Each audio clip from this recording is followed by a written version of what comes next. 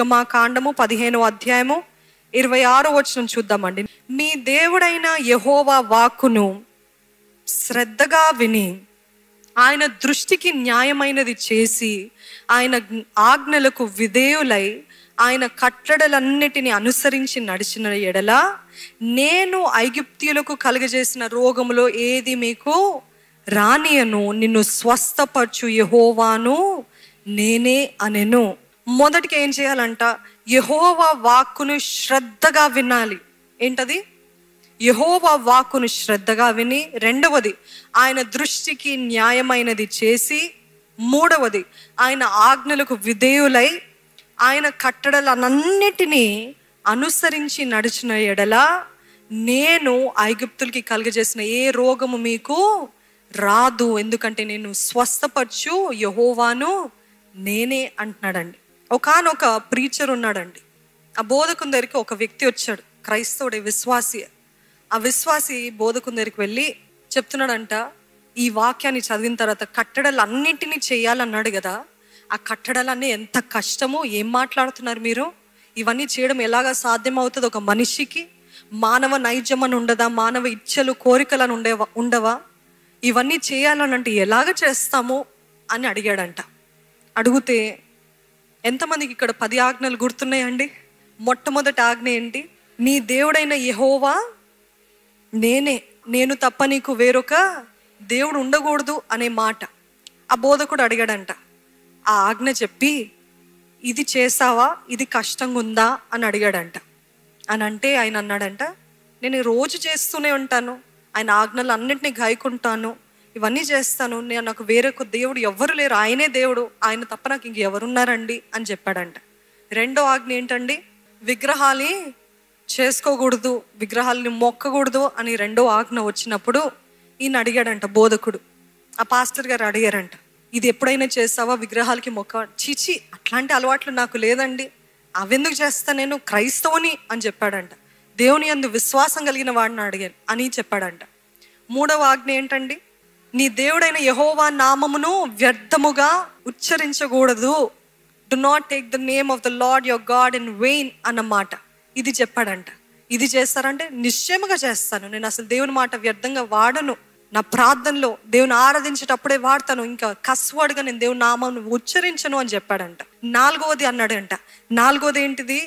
Sabbath, విశ్రాంతి దినము పరిశుద్ధంగా ఉంచాలి అనే ఆజ్ఞ. అంటే ఏం మాట్లాడుతున్నారు? ప్రతిరోజు మీరు చూస్తున్నారు కదా, ప్రతి వారము నేను దేవుని ఆలయము తప్ప ఇంకెక్కడికి వెళ్ళను అని చెప్పాడంట. ఐదవది ఏంటిది? మీ తల్లిని మీ తండ్రిని సన్మానించు అని. అంటే అది కూడా చేస్తాను, నేను ఎప్పుడు కూడా నేను అగౌరవంగా ప్రవర్తించలేదు మా తల్లిదండ్రుల ఎడల. ఆరవది ఏంటి? నరహత్య చేయకూడదు, చెయ్యను కదండి. ఏడవది ఏంటిది? వ్యభిచారం చేయకూడదు, చెయ్యనండి. ఎనిమిదవది ఏంటిదండి? దొంగలించకూడదు. ఎస్. తొమ్మిదవది అబద్ధ సాక్ష్యం చెప్పకూడదు. 10వది పొరుగువారిది ఏది. ఇవన్నీ నేను చేస్తున్నాను అన్నాడు. చేస్తున్నాను అని అంటే మరి నువ్వు అన్ని దేవుని కట్టడలు పాటించినట్లే కదా అని అంటే, ఓహో ఇంతేనా దేవుడు కట్టడలన్నిటినీ పాటించాలి అని అంటే అని ఆయనకు అప్పుడు జ్ఞానోదయం కలిగిందండి. ఈరోజు అపవాది మనకి చెప్పే అబద్ధం ఏంటి తెలుసా అండి?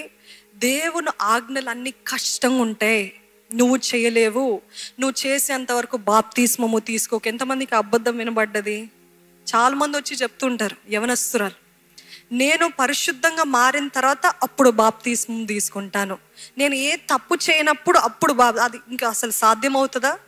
ప్రతి మానవుడు పాపి, పాపాత్మురాలు. క్రీస్తు యేసు రక్తం ద్వారానే, ఆయనతో చేయబడిన నిత్య నిబంధన ద్వారానే మనము పరిశుద్ధులుగా, నీతిమంతులుగా మార్చబడతామని మర్చిపోతూ నేను పరిపూర్ణంగా అయిన తర్వాత అప్పుడు బాప్తిస్మము. అపవాది అలాగే చెప్తుంటాడండి, if you cannot keep up all the commandments you will fail అని చెప్తూ ఉంటాడు. ఇది నిశ్చయముగా పచ్చి అపవాది అబద్ధము. ఇంకో మాట కూడా అంటాడు, ఏంటి తెలుసా? నువ్వు కట్టడల్ని పాటించే వ్యక్తివైతే you will not have fun, నీకు సంతోషం ఉండదు. You will not have fun like the others, the rest of the world అని ఈ మాటలు పలుకుతూ ఉంటాడు. కానీ నేను ఒకటి చెప్తాను, ఈ లోకంలో అతి సంతోషం కలిగిన వారు ఎవరు అని అంటే ధనవంతులు కాదు, కానీ క్రైస్తవులని నేను ధైర్యంగా చెప్తాను. మీరేమంటారండి? విశ్వాసులే. ఎందుకు తెలుసా? చనిపోయినా నాకు నిరీక్షణ ఏంటది? మరలా నేను ఆ రాజ్యంలో చేరబడతాను. ఈరోజు నా నా నేను ఎంతో ప్రేమించిన వ్యక్తి నన్ను విడిచిపోయినా పర్వాలేదు, ఎందుకంటే నేను మరలా కలుసుకుంటాను. ఇది మన ఆనందము. ఇంకో ఆనందం ఏంటో తెలుసా అండి? ఆయన రక్తం చేత కడగబడ్డాను కాబట్టి, నేను నీతిమంతురాలుగా మార్చబడ్డాను కాబట్టి ఇది నా ఆనందం. The most happiest people in the world I would say is Christians. దేవుని నామాన్ని ధరించుకున్న వారు, దేవుని రక్తం చేత కడగబడిన వారు.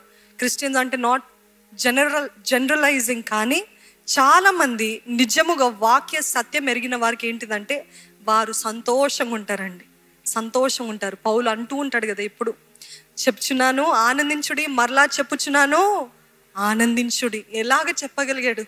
అది నిజమైన సంతోషం దేవుడే ఇస్తాడండి. అట్టి కృప దేవుడు మనందరికి ఇచ్చును గాక. ఆమెన్.